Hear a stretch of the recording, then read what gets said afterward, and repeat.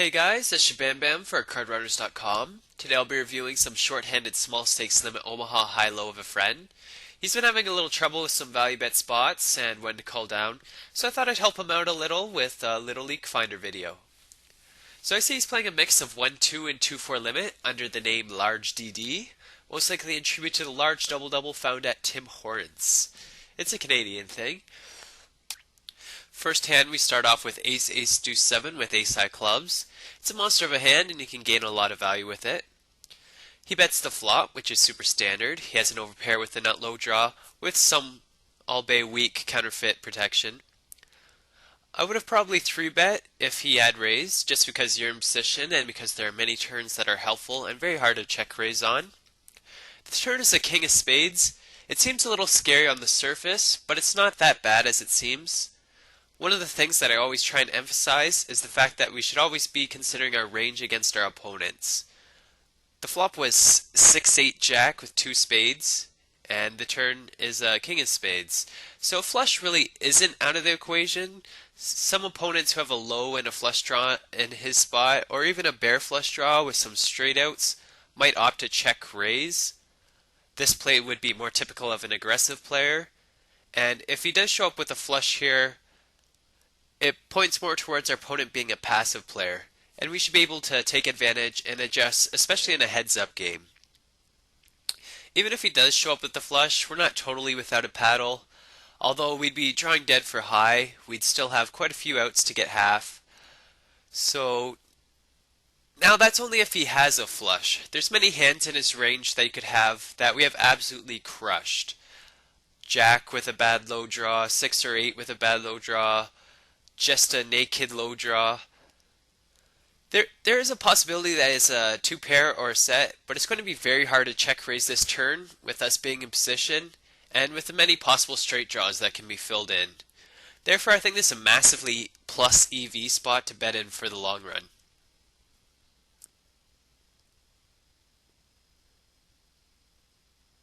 Given that we did check in this spot, we're stuck in a guessing game. There's a fair number of hands that we do lose to, but there should be many hands that bet that we beat, such as missed slows and missed straight draws, which makes this a call if he leads out. If he did check, it was going to be hard getting a call out of hands that we beat with the new opponent, and there are going to be times where he has us beat with weak 2 pairs. So if he would have checked, I think it would have been a good check behind. He ended up having King Jack 4-4. I can't exactly say what his line would have been, but I find it hard to believe that he would be able to check raise the turn with the spades out there. So had the board played the same, we would have bet the turn, he would call, and if we missed, like the queen showed up, we would check behind. But that would have allowed us to get in a bet on the turn with about 40% equity, with the option of betting the river if we so choose.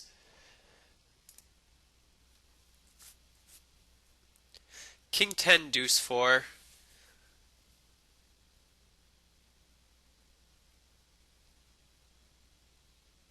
I don't mind the call.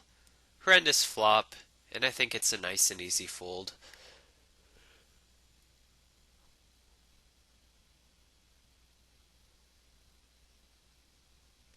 Jack Deuce 7-8 on the puck. It's pretty trash. I probably let this go, as does my friend. Ace 10 Jack 6 is a little deceiving. It looks pretty, but it's pretty mediocre on both sides, as the Ace 10 Jack can run into problems, as well as the Ace 6 low. The flop again counterfeits our low draw, and I think a check is a must. The turn is the interesting 7 of spades, giving us a live ace low, a gut shot, and a jack high flush draw. Our opponent hasn't shown any real interest, and there's a very small range that he'll be able to raise us with, so I don't mind leading here as a semi-bluff with a couple of outs to fall back on. Some people make the mistake of wanting to check call here, but if there's a small chance of being raised and there's going to be one bet going in from you, it's much better to be the one betting it than calling it. So while the heads-up game was going on, a hand seemed to pop up on the right side. My friend limped after an under-the-gun limper, which I don't mind, as our Ace 2 7-8 is pretty dry. The flop came Queen 9-3 with 2 hearts. It got checked through, so we didn't need to make a decision. Again, with such a dry ace deuce, I think it would have been an easy fold. Summon comes on the turn, and I think there's enough equity to check call, as my friend did. The river's at 8, and we decide to lead out, which again I think is the best line to take. There's a lot of hands that the previous bettor will check behind, and also a few hands that he might raise, which might force a better high out of the third player. We have the nut low, so in order for us to get 3/4'd, our opponent is going to also have ace deuce. Once we assign him ace deuce, he has to have 2 cards that beat 2 pair of 7s and 8s. He checked behind the flop, so any ace queen deuce seems out of the question. I'd expect ace deuce 10 jack to bet most of the time, as he is in position, so you discredit that hand a little bit. Ace deuce 5-6 is a double gutter with nut low. It's a possibility to have bet on the turn. He might also have ace deuce 8-9 or ace deuce 9-7, which also makes sense. But given all this, there's still only about a handful of exact hands that also include ace deuce that beat us, and many others that we do beat. So I think this is a good spot to 3-bet with.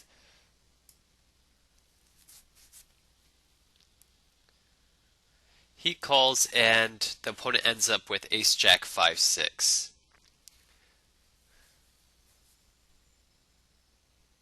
On the left side we have queen king 10-10. I don't mind the raise pre-flop if the opponent is passive. We had a pretty decent flop. The turn is a queen. We hold 2 10s in our hand, making it a bit harder for our opponent to show up with a straight. There's a flush draw out there, straight draws out there, which makes this a pretty easy bet for value. It also makes things easier in the future because we might lose value if a 10, ace, queen, or king shows up and our opponent has lesser 2 pair, or if the flush fills in. It makes it harder for him to call with 1 pair or bad 2 pair type hands. Add to the fact that when people call with 2 pair on the turn, they're most likely calling any river as well. The way it's played, the river I think is a call sometimes, maybe once in a while raising and folding to a 3-bet for value.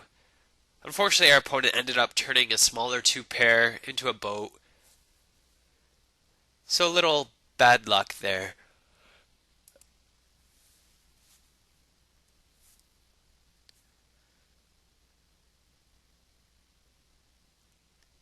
Ace jack 8-9 all clubs.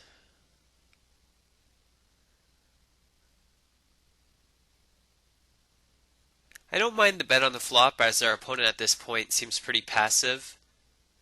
The turn we'd probably end up calling and our opponent being passive should only bet hands that beat us, so I like the turn bet. Our opponent calls. River's a 4, and I think it's a check call. But if our opponent starts to show that he isn't really the type to bluff, I'd start adjusting to that. Deuce 5, 7, 8 on the right. Queen, queen, deuce 4, easy continuation bet. We flop bottom pair with a decent low draw on the right. We're in position, and it was limped, which I think makes this a must bet.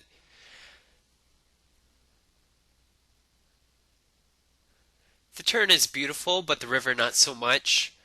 But before you freak out because you got counterfeited, I think you need to take a second and forget about your hand and focus on your opponent's hand.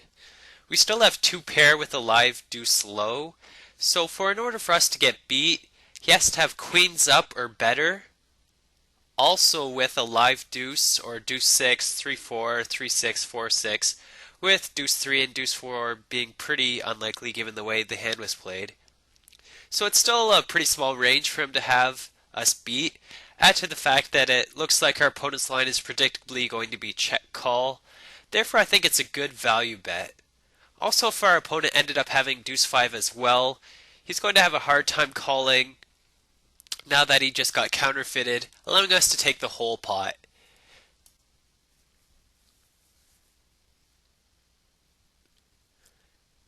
Ace 10, 4, 7, double suited, pretty strong.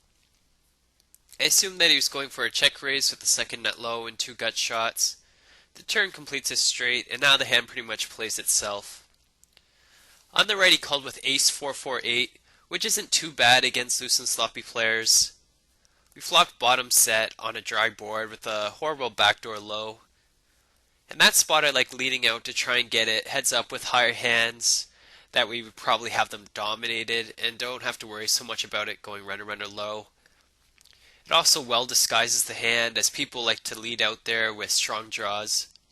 Also forces people to pretty much tell what they have by their bets and calls. But he decided to check, and big blind capped it. The turn I believed my friend was going to check raise, he opted to just check call. I'm a little confused on the river as the 6 didn't really change anything, unless he believes that his opponent had king jack and might be scared of aces now. I believe in O8 you have to really hammer it if you feel you're ahead, and then if they're still coming back at you after a while, then you can finally slow down. Limit's all a game of pushing small edges, so you can't be afraid to throw in bets when you feel you have one.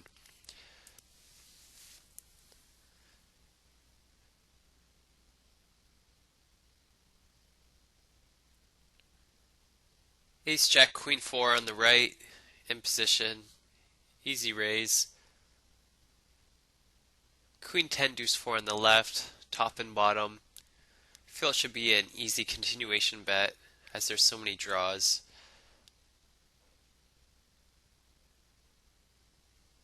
An opponent leads into us with our counterfeited low, easy fold on the right.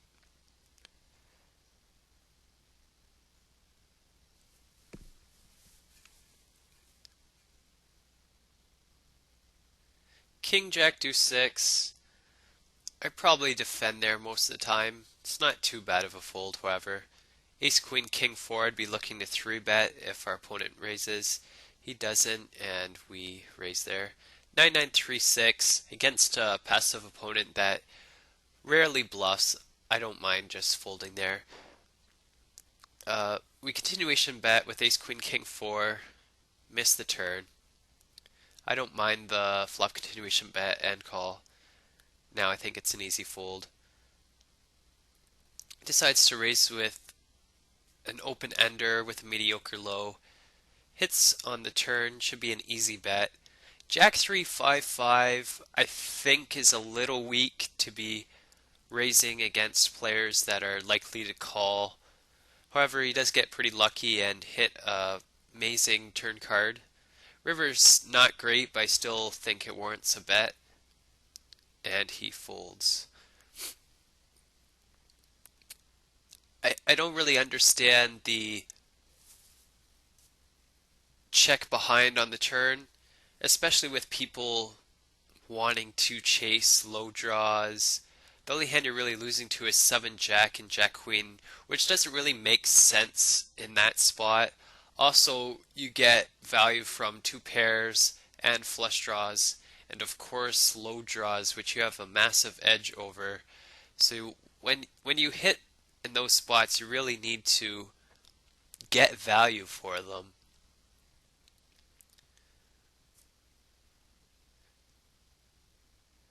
Ace 9 deuce 5 on the right, I expect him to raise here. King 3 5 6 against a player that doesn't really bluff. We have no real high potential, and it's a decent low, but we're just going to be check calling, chasing half, so I don't really mind giving that up. Here we have 9 high flush, and our opponent is showing strength. I don't really see any point in 3-betting as we're going to fold out worse hands and of course get re-raised by better hands. So I like the way that he played that hand.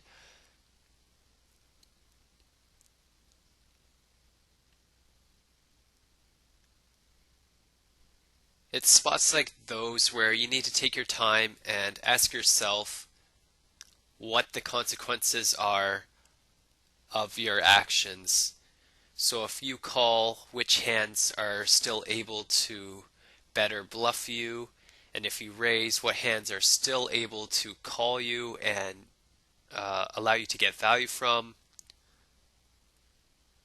and what hands are re-raising you, and are you opening the window to lose more money. Here with the top pair, I don't mind the check call down. 6 is a pretty horrible card, and I think you have to fold now that you have 666 with Queen 4 high, as your pair queens no longer are of any worth.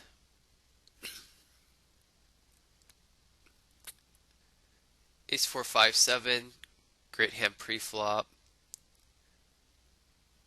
Continuation bets the flop and decides to give up on the turn. I don't mind it too much.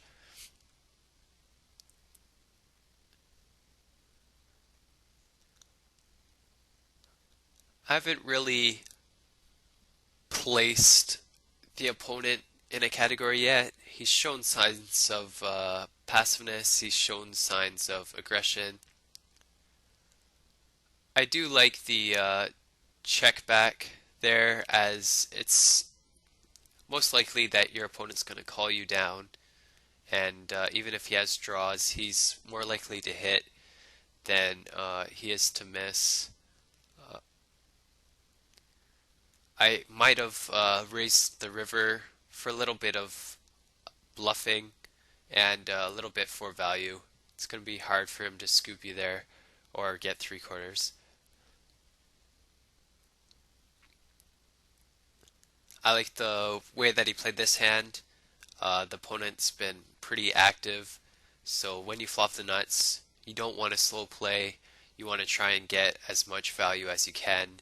There's no real benefit in playing tricky at this point when your opponent is very willing to go down to showdown with you.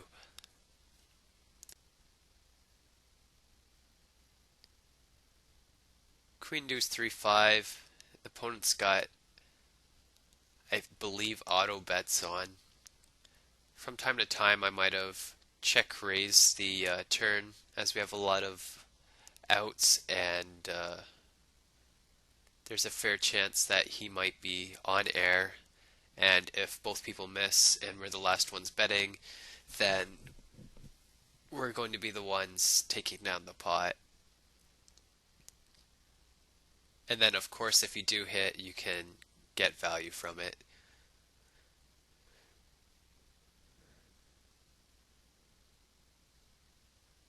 Ace deuce 4-5, he takes a stab. I don't mind it too much. Against loose players though, when you completely miss and you have no chance at backdoor lows or anything, and there's a strong chance that they'll call with even bottom pair or gut shots or any type of draw, I like to give up. So you have to be wary and make sure that your opponent is actually making folds. I do like the check behind there. Tens have a little bit of value on this board and allows you to get down to showdown cheaper.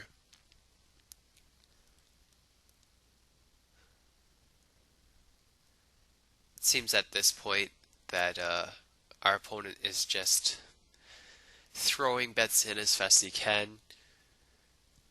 So we want to pick our spots. I don't mind too much the call downs in that spot against an aggressive opponent.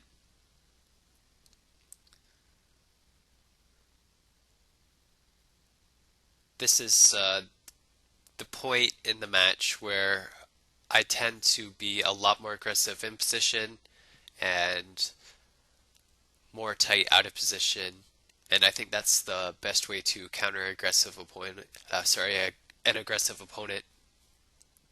So King 10 6 8, which can get you in a lot of trouble against an aggressive opponent. I'd probably just fold here and then pretty much be willing to fire a wider range with the puck in front of you.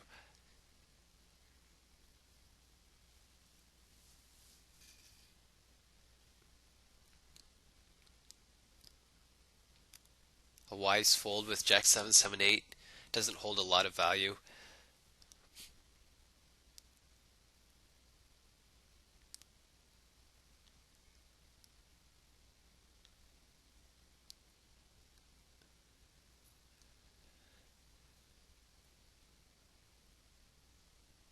And so far he seems to be doing pretty well with that approach, staying aggressive on the puck.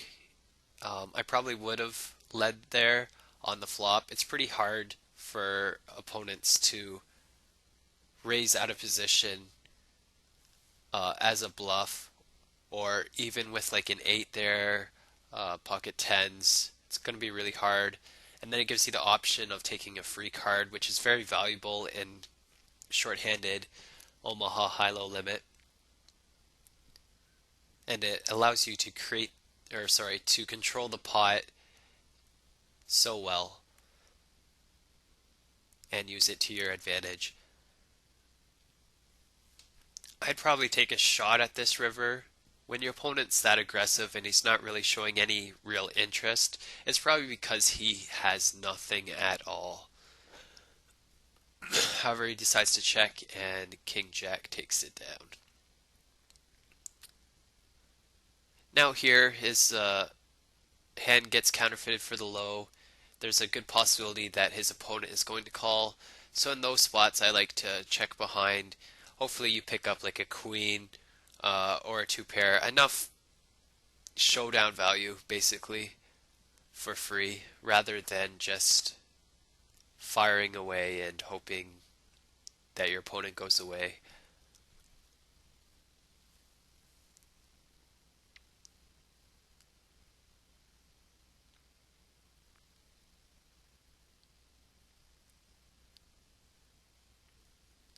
Easy bet on the river once your opponent checks behind. Even if the jack didn't come, probably still firing a bet.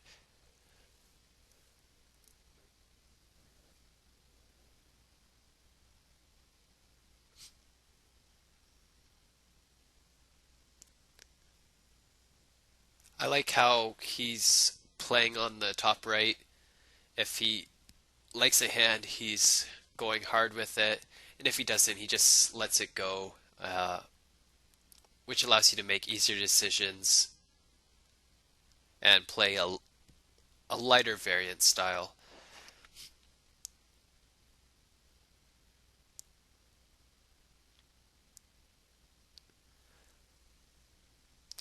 On the last hand, he flopped the nut low with the nut straight and check raised on a monotone board. I think when your opponent's aggressive, you should allow him to have a little bit of rope. Check raising on that board pretty much indicates that you do have it, so it's going to be really hard for him to make any moves or call down with a weak range. Because players, although they might get carried away, I don't think are really all that stupid. So you still have to give credit to your opponents. You have to allow them to be able to try and take pots away from you and to try and push you around. Here, because of the draws and the fact that he might have a 9, I think a raise is in order, especially when draw comes in like this, you don't really know where you are. I still think he should bet, as it pretty much is like he has a deuce 3 of clubs here, and it should be good seeing how aggressive his opponent is with him checking. He decided to semi-bluff with a bottom pair and a flush draw and ended up calling anyways.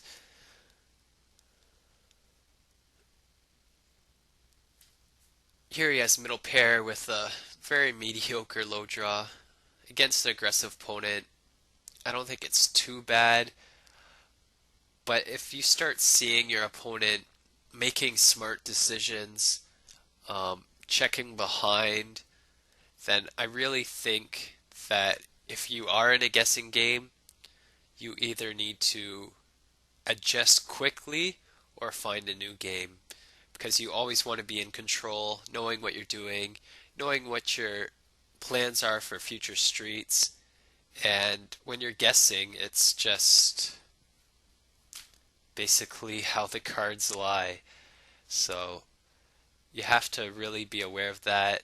And even though I believe that I'm a very competent player, I'm not above game selection, um, admitting that I might not have that great of an edge against players and just finding a new game.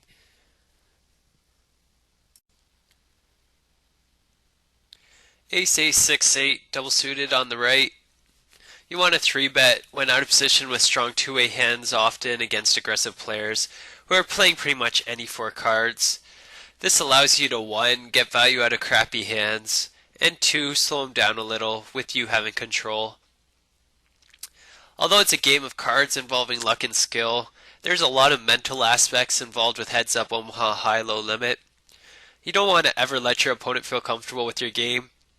You want to seem unpredictable and that you can't be pushed around and that there are many spots where you're going to put up a fight. So when you're able to do that and you have the cards to back you up, then by all means just put the pedal to the metal and go with it.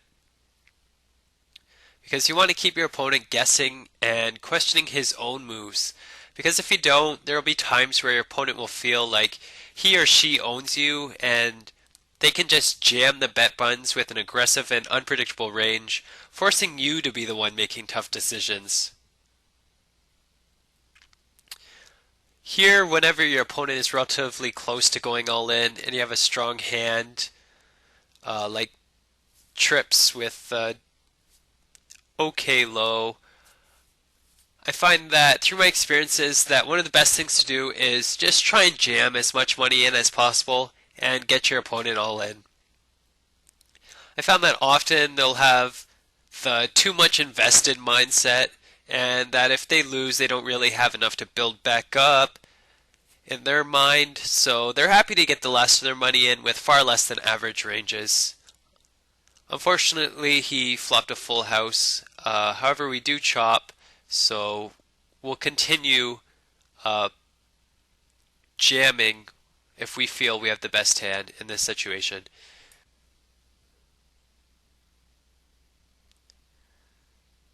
King deuce 5-7 on top. We flop bottom 2 pair with the live 5 and a flush draw. Hit a full house, and now's the time to put our opponent all in. Ace Jack deuce 3 on the bottom. Ace Jack deuce 3 is a strong hand that hits many boards. It allows you to represent a much better range as well, so I definitely like continuation betting on this flop. And pretty much any turn and river. The turn's a 6. The river's an 8, bringing 3/8 on the board, which decreases our fold equity tons. There's a very slight chance that we can fold out ace queen to ace king and small pocket pairs from 2 to 5, but this is a pretty hopeless situation. So we bet and get instantly looked up by kings. Now this is a spot where I want to take the time and talk about image play and profiting off of perceived bad plays. So many people are afraid to get caught with their hand in the cookie jar, and I ask why. Everything that you can do can be manipulated into good for the future. I always emphasize, and I'll say it again, you need to constantly be aware of how you perceive your opponent and their ranges and how they perceive you. And if you make a mistake or a bad play, which should only happen once in a while, you should cherish it and try and highlight it to your opponent. Your goal in poker, especially in heads-up situations, is to deceive your opponent at all costs. Keep him guessing. Manipulate his view on you. By all means, you want to try and play good, but you want to make it seem like you don't at all. So in spots where it's probably a losing call or a losing bet, but there's a chance that you might work out and there's outside benefits of being right or wrong, then don't be afraid to go with it. I can't tell you how many times where I make a good incorrect play and it works wonders. Spots where I'll call with an ace high or a pair of 2s on coordinated boards. I might be wrong less than the 1/8 or whatever odds that is needed, but the outside factors make it all worth the while. People are much better in poker than they were years ago. The game has evolved, and no longer can you just play tight and absolutely let the cards do the crushing for you. The games have evolved, and we have to evolve with it, and that includes thinking outside the box. Now, what I love about Omaha High-Low is that it has taught me to think about the future, think about the different scenarios, and adjust. When I make a hero call, I think about the end result and how I can use it to my advantage.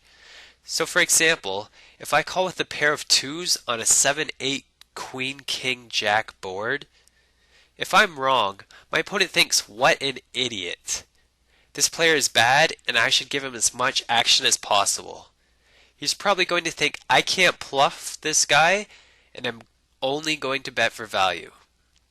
Now to us, it makes me think my opponent now underestimates me, and he shouldn't want to bluff me as I make very light calls, and I can now define his range more because of this. If I'm right, not only do I profit off of the play, my opponent probably thinks along the same lines as before. He or she is probably thinking, again, what an idiot. I can't bluff an idiot of this magnitude, and I'm only going to value bet him.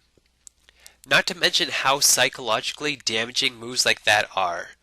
People go on mind-bending tilt and start berating and accusing you of cheating and being retarded or a huge fish.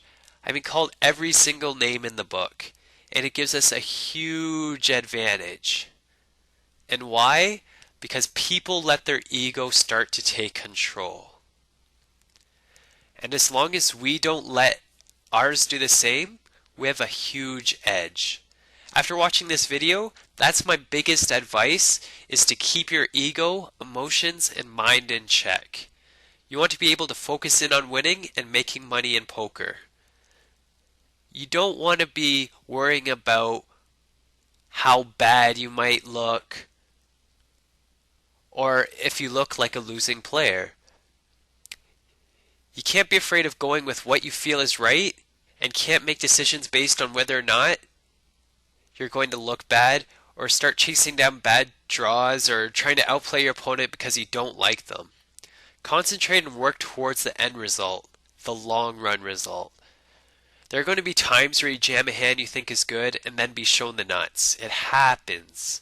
But most of the time, if you know what you're doing and you feel you're doing the right thing, it's going to work out.